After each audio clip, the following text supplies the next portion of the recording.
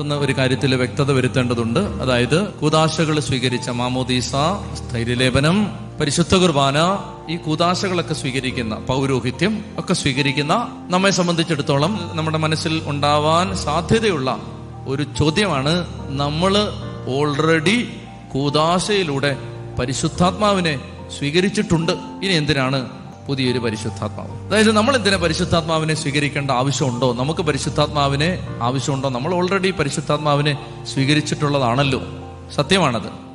അപ്പോൾ ഇതിനകത്തൊരു വ്യക്തത വരുത്താൻ വേണ്ടി 2 തരത്തിലുള്ള പരിശുദ്ധാത്മാ അഭിഷേകമുണ്ട്. പരിശുദ്ധാത്മാ അഭിഷേകത്തിന് 2 ഡയമെൻഷൻ ഉണ്ട്, 2 എക്സ്പീരിയൻസ് ഉണ്ട്, 2 അനുഭവമുണ്ട്. അതിനെക്കുറിച്ചൊന്ന് വ്യക്തത വരുന്നത് നല്ലതാണ്. അപ്പസ്തോലന്മാരെയാണ് നമ്മൾ നോക്കേണ്ടത്. അപ്പസ്തോലന്മാര് പരിശുദ്ധാത്മാവിനെ 2 വിധത്തിൽ സ്വീകരിച്ചവരാണ്. യോഹന്നാൻ 20-ാം അധ്യായം 19 മുതലുള്ള വാക്യങ്ങൾ നമ്മൾ പരിശോധിച്ചിരുന്നു. ആഴ്ചയുടെ ആദ്യ ദിവസമായ അന്ന് വൈകിട്ട് ശിഷ്യന്മാർ യഹൂദരെ ഭയന്ന് കതകടച്ചിരിക്കുമ്പോൾ യേശു വന്ന് അവരുടെ മധ്യേ നിന്നിട്ട് അവരോട് പറഞ്ഞു, നിങ്ങൾക്ക് സമാധാനം. ഇത് പറഞ്ഞുകൊണ്ട് അവൻ തന്റെ കരങ്ങളും പാർശ്വവും അവരെ കാണിച്ചു. അവൻ വീണ്ടും പറഞ്ഞു, നിങ്ങൾക്ക് സമാധാനം. യേശുവിനെ കണ്ടപ്പോൾ ശിഷ്യന്മാർ വളരെയധികം സന്തോഷിച്ചു. അവൻ അവരോട് പറഞ്ഞു, അവൻ അവരെ അടുത്ത് വിളിച്ച് അവരുടെ മേൽ ഊതിക്കൊണ്ട് അവരോട് പറഞ്ഞു, പരിശുദ്ധാത്മാവിനെ സ്വീകരിക്കുവിൻ. അപ്പോൾ ഇത് സംഭവിക്കുന്നത് ഈസ്റ്റർ ഞായറാഴ്ചയാണ്. അപ്പോൾ 1-ാമത്തെ ഞായറാഴ്ച, ഈസ്റ്റർ ഞായറാഴ്ച, ഉത്ഥാനത്തിന്റെ ഞായറാഴ്ച, അന്ന് സംഭവിച്ചത് ശിഷ്യന്മാർ പരിശുദ്ധാത്മാവിനെ സ്വീകരിച്ചു. ശിഷ്യന്മാർ പരിശുദ്ധാത്മാവിനെ അന്ന് സ്വീകരിച്ചു. അങ്ങനെ അന്ന് പരിശുദ്ധാത്മാവിനെ സ്വീകരിച്ച അതേ ശിഷ്യന്മാരോടാണ് ഈശോ പറയുന്നത്, ഉന്നതത്തിൽ നിന്ന് പിതാവിന്റെ വാഗ്ദാനം ഞാനിതാ നിങ്ങളുടെ മേലയക്കുന്നു, ഉന്നതത്തിൽ നിന്ന് ശക്തി ധരിക്കുന്നത് വരെ നഗരം വിട്ടുപോകരുത്. പെന്തക്കോസ്തിക്ക് വേണ്ടി മറ്റൊരു ഞായറാഴ്ചയ്ക്ക് വേണ്ടി കാത്തിരിക്കണം. ഒരു ഞായറാഴ്ച ഇവർ ഓൾറെഡി പരിശുദ്ധാത്മാവിനെ സ്വീകരിച്ചു. അങ്ങനെ ഓൾറെഡി പരിശുദ്ധാത്മാവിനെ, കാരണം അവരെ അടുത്ത് വിളിച്ച് ഈശോ അവരുടെ മേൽ ഊതിക്കൊണ്ട് അവരോട് പറഞ്ഞു, നിങ്ങൾ പരിശുദ്ധാത്മാവിനെ സ്വീകരിക്കുക, നിങ്ങൾ പരിശുദ്ധാത്മാവിനെ സ്വീകരിക്കുക എന്ന് പറഞ്ഞപ്പോൾ അപ്പൊ തന്നെ അവർ പരിശുദ്ധാത്മാവിനെ സ്വീകരിച്ചു. ഈശോ അവരെ അഭിഷേകം ചെയ്തു. അതേ ശിഷ്യന്മാരോടാണ്, അപ്പസ്തോലന്മാരോടാണ് ഈശോ പറയുന്നത്, നിങ്ങള് ഇത് പോരാ, ഇനി അടുത്ത ഒരു ഞായറാഴ്ച കൂടി വരാനുണ്ട്, ഉന്നതത്തിൽ നിന്ന് ശക്തി വരുന്ന ഞായറാഴ്ച. എന്താണ് ഈ വ്യത്യാസം? സമയം എടുത്ത് പറയേണ്ടതാണ്, ഓടിച്ച് പറയുകയാണ്, ശ്രദ്ധിച്ചിരുന്ന പിടികിട്ടും. അതായത് ആദ്യത്തെ ഞായറാഴ്ച കിട്ടിയത് ജീവൻ, 2-ാമത്തെ ഞായറാഴ്ച കിട്ടാൻ പോകുന്നത് ശക്തി. ഈസ്റ്റർ ഞായറാഴ്ച ശിഷ്യന്മാരുടെ മേൽ പരിശുദ്ധാത്മാവിനെ നിശ്വസിച്ചുകൊണ്ട് അവർക്ക് ഈശോ കൊടുത്തത് ദൈവിക ജീവൻ. 2-ാമത്തെ ഞായറാഴ്ച പെന്തക്കോസ്തിയിൽ പരിശുദ്ധാത്മാവിനെ അയച്ചുകൊണ്ട് അവരിൽ നിറച്ചത് ദൈവിക ശക്തി. 2 ദൈവിക ജീവൻ. കത്തോലിക്ക വിശ്വാസികളായ ആളുകളെ സംബന്ധിച്ചിടത്തോളം ഈ ദൈവിക ജീവൻ നമ്മുടെ മേൽ ദൈവം ഊതിക്കയറ്റുന്നത് മാമോദീസായിലൂടെയും സ്ഥൈര്യലേപനത്തിലൂടെയുമാണ്, പ്രാരംഭ കൂദാശകളിലൂടെയാണ്. ഇത് പെട്ടെന്ന് വ്യക്തമാവാൻ വേണ്ടി, ജീവനാണ് കിട്ടുന്നതെന്ന് തെളിവ് കിട്ടാൻ വേണ്ടി, ബൈബിളിൽ മറ്റെവിടെങ്കിലും ആരുടെയെങ്കിലും മീതെ ദൈവം ഇങ്ങനെ ഊതുന്നതായി നിങ്ങൾ കണ്ടിട്ടുണ്ടോ? ഉൽപ്പത്തി പുസ്തകത്തിൽ മണ്ണുകൊണ്ട് ആദത്തെ മെനഞ്ഞുണ്ടാക്കിയിട്ട് അവന്റെ നാസാരന്ധ്രങ്ങളിൽ ദൈവമായ കർത്താവ് ജീവശ്വാസം ഊതിക്കയറ്റി. അപ്പോൾ അടുത്ത വചനം എങ്ങനെയാണ്? അപ്പോൾ ആദം ജീവനുള്ളവനായി തീർന്നു. ജീവൻ. അപ്പൊ 12 അപ്പസ്തോലന്മാരെ അടുത്ത് വിളിച്ച് ഈശോ അവരുടെ മേൽ ഊതി എന്ന് പറഞ്ഞാൽ ഉൽപ്പത്തിയിൽ ഊതിയ അതേ ശ്വാസം, അതേ ദൈവം, അതേ ശ്വാസം ഉൽപ്പത്തിയിൽ മണ്ണുകൊണ്ട് മനഞ്ഞെടുത്ത മനുഷ്യന്റെ മേൽ ഊതുമ്പോൾ അവന്റെ മേൽ ദൈവത്തിന്റെ ജീവൻ നിറയുകയാണ്. എന്നാൽ ആദ്യ മനുഷ്യൻ പാപം ചെയ്തു, ദൈവിക ജീവൻ നഷ്ടപ്പെടുത്തി. ആദ്യ മനുഷ്യൻ പാപം ചെയ്ത് ദൈവിക ജീവൻ നഷ്ടപ്പെടുത്തിയപ്പോൾ ആ ദൈവിക ജീവൻ തിരിച്ചു തരാനായി യേശുക്രിസ്തു കുരിശിൽ മരിച്ചു. യേശുക്രിസ്തുവിന്റെ കുരിശുമരണത്തിലൂടെയും ഉത്ഥാനത്തിലൂടെയും ദൈവിക ജീവൻ തിരിച്ചു കിട്ടി. അതാണ് ഉത്ഥാനത്തിന് ശേഷം ആദ്യമായിട്ട് പ്രത്യക്ഷപ്പെടുമ്പോ ശിഷ്യന്മാരെ അടുത്ത് വിളിച്ച് അവരുടെ മേൽ ഊതി.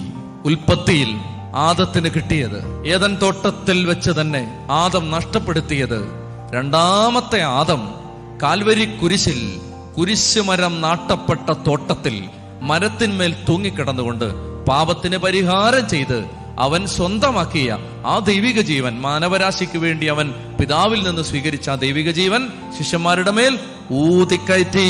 അതാണ് 1-ാമത്തെ ഞായറാഴ്ച. പ്രിയപ്പെട്ട മക്കളെ, ഈ ആദ്യ ഞായറാഴ്ചയിലെ പരിശുദ്ധാത്മാ അഭിഷേകം നമ്മളെല്ലാം സ്വീകരിച്ചിട്ടുണ്ട്.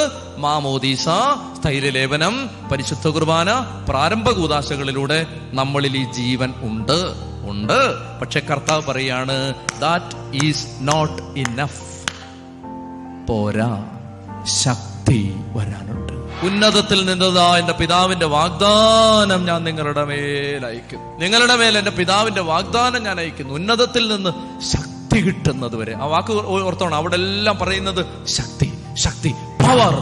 പവർ കിട്ടുന്നത് വരെ നഗരം വിട്ട് പോകരുത്. ഉന്നതത്തിൽ നിന്ന് ശക്തി ധരിക്കുന്നത് വരെ നഗരം വിട്ട് പോകരുത്. പ്രിയപ്പെട്ട മക്കളെ, രണ്ടാമത്തെ ഒരു അഭിഷേകമുണ്ട്. ഒരേ പരിശുദ്ധാത്മാവാണ്, തെറ്റിദ്ധാരണ വരരുത്. ആദ്യത്തെ ദിവസം വന്നത് വേറൊരു പരിശുദ്ധാത്മാവ്, അത് ഡ്യൂപ്ലിക്കേറ്റ് പരിശുദ്ധാത്മാവ്.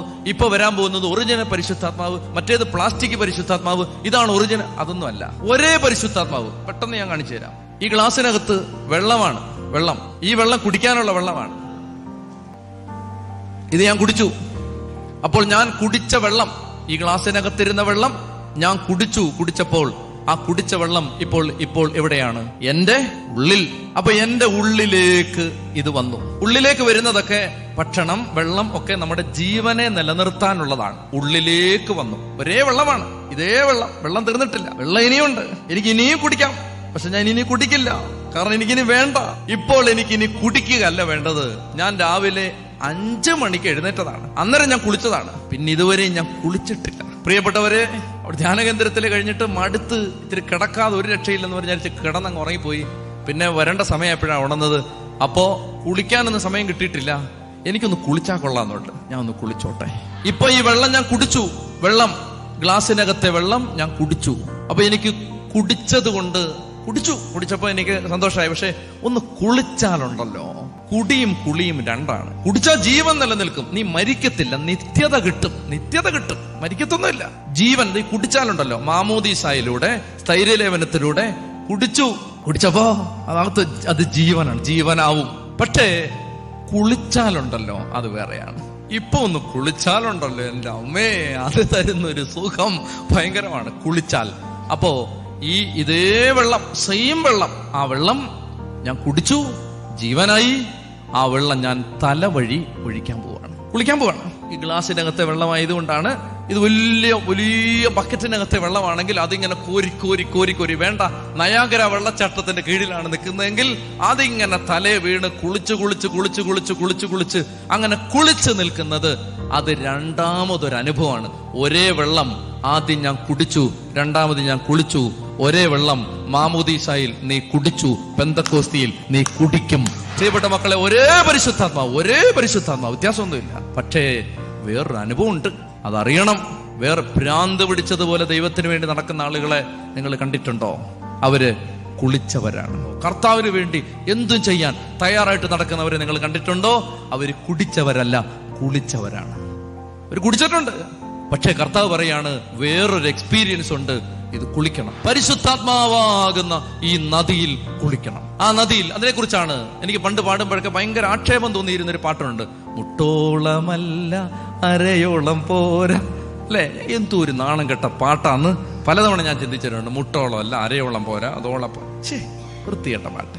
അത് ബൈബിൾ വായിക്കാത്ത കാലമായിരുന്നു, അതുകൊണ്ടാ വൃത്തികേടാന്ന് തോന്നിയത്. പിന്നീട് ബൈബിള് വായിച്ചു തുടങ്ങിയപ്പോ എസെക്കിയേൽ 47 ഈ സംഭവം, ഈ പാട്ടിന് ആധാരമായ സംഭവം. എസെക്കിയേൽ 47 ദേവാലയത്തിന്റെ പൂമുഖത്ത് കർത്താവ് എസെക്കിയേലിനെ കൊണ്ടുവന്ന് നിർത്തി. എസെക്കിയേലിനോട് ദൈവം പറയുകയാണ്, പ്രവാചക കണ്ണു തുറന്നു നോക്കിയേ. പ്രവാചകൻ കണ്ണു തുറന്ന് നോക്കുമ്പോ ദേവാലയത്തിന്റെ കിഴക്കേ ഭാഗത്തെ ബലിപീഠത്തിന്റെ അടിയിൽ നിന്ന് ഒരു ചെറിയ അരുവി ഒഴുകി വരുന്നു. സമയമില്ല വിശദീകരിക്കാൻ. ഈ നദി എന്നൊക്കെ പറഞ്ഞ യഹൂദന് വീക്ക്നെസ് ആണ്, കാരണം അവന്റെ നഗരത്തെ നനച്ചുകൊണ്ട് നദിയില്ല. അതുകൊണ്ട് ഈ നദി ഒഴുകി വരുന്നത് കണ്ടപ്പോ പ്രവാചകന് ഭയങ്കര സന്തോഷം. അങ്ങനെ പ്രവാചകൻ ഈ നദീപ്രവാഹത്തിലേക്ക് കണ്ണു നട്ടിരിക്കുമ്പോ ദൂതൻ പറഞ്ഞു, 1000 മുഴം മുന്നോട്ട് നടക്കുക. അപ്പോ പ്രവാചകൻ മുന്നോട്ട് നടന്നു, 1000 മുഴം മുന്നോട്ട് നടന്നു. അപ്പോ കാൽപാദങ്ങളെ ഈ നദി നനച്ചു. അപ്പൊ ദൈവം പറഞ്ഞു, വീണ്ടും മുന്നോട്ട് പോവുക. അപ്പൊ മുന്നോട്ട് നടന്നു, 1000 മുഴം മുന്നോട്ട് നടക്കുമ്പോൾ മുട്ടോളം വെള്ളമായി. പ്രവാചകനോട് ദൈവം പറഞ്ഞു, മുന്നോട്ട് നടക്കുക. അപ്പോൾ അരക്കൊപ്പം വെള്ളമായി. പ്രവാചകനോട് ദൈവം പറഞ്ഞു, വീണ്ടും മുന്നോട്ട് നടക്കുക. തോളപ്പം വെള്ളമായി. പ്രവാചകനോട് ദൈവം പറഞ്ഞു, വീണ്ടും മുന്നോട്ട് നടക്കുക. അപ്പോൾ അവിടെ എഴുതിയിരിക്കുകയാണ്, നീന്തിയാ പോലും കടക്കാൻ പറ്റാത്ത ആഴമുള്ള ഒരു മഹാപ്രവാഹമായിട്ട് അത് മാറി. പ്രിയപ്പെട്ട മക്കളെ, വേണമെങ്കിൽ നിനക്ക് കാല് നനച്ച് നിൽക്കാം, അല്ലെങ്കിൽ നിനക്ക് ഇതിനകത്ത് കുളിച്ച് മുങ്ങിക്കിടക്കാം. നിന്റെ ചോയ്സ് ആണിത്. രണ്ടും രണ്ടാണ്. കാല് നനയ്ക്കുന്നതൊന്ന്, കുളിച്ച് നീന്തുന്നത് വേറൊന്ന്.